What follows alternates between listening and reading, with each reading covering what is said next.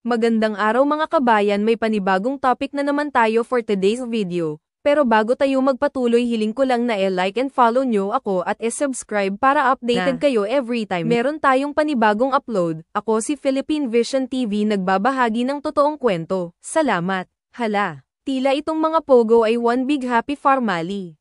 OMG.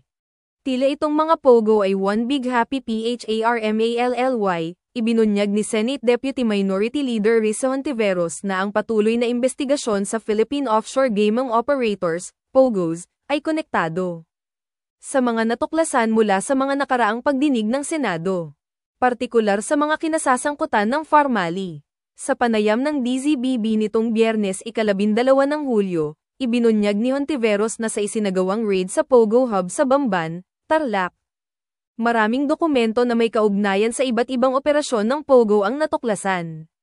Kabilang sa mga ito ang mga dokumento mula sa Brickhearts Technology Inc. Ang karagdagang pagsisiyasat ay nagsiwalat na ang isa sa mga incorporator ng Brickhearts ay si Gerald Cruz, na isa ring incorporator ng Farmally Biological Inc. At isa pang kumpanya na tinatawag na Fullwin, na pinamumunuan ni Michael Yang, ang dating economic advisor ng dating Pangulo Rodrigo Duterte. Bukod pa rito, ang email address na nauugnay sa Brickhearts ay kapareho ng sa Zianwei Technologies Inc., isa pang POGO na iniulat na pagmamayari ni Yang. Nagmumungkahi ito ng potensyal na ugnayan sa pagitan ng mga POGO at ng kontrobersyal na mga pagdinig sa Farmally. Nang tanungin tungkol sa pagkakasangkot ni Yang, kinumpirma ni Hontiveros na siya rin ang individual na hinahangad kamakailan para arestuhin ng House of Representatives dahil sa hindi pagdalo sa mga pagdinig kaugnay ng ilegal na droga.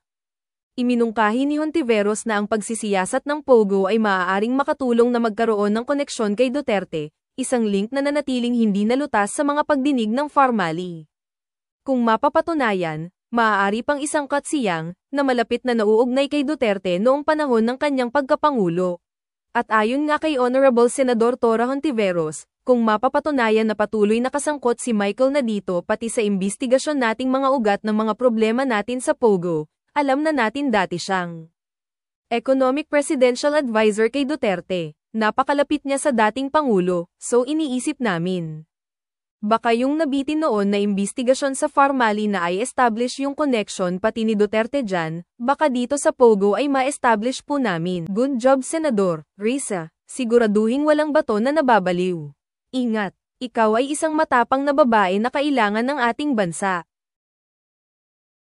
Para sa bansa ay support you all the way Senador Hontiveros, mabuhay ka. At yun na nga ang topic natin sa video na ito. Ikaw na nanonood ngayon, anong masasabi mo? Comments mo na dyan sa baba. At para naman updated ka sa mga upload ko, don't forget to like and follow. Hanggang dito na lang. Ako si Philippine Vision TV, nagbabalita mula sa Pilipinas. Thank you.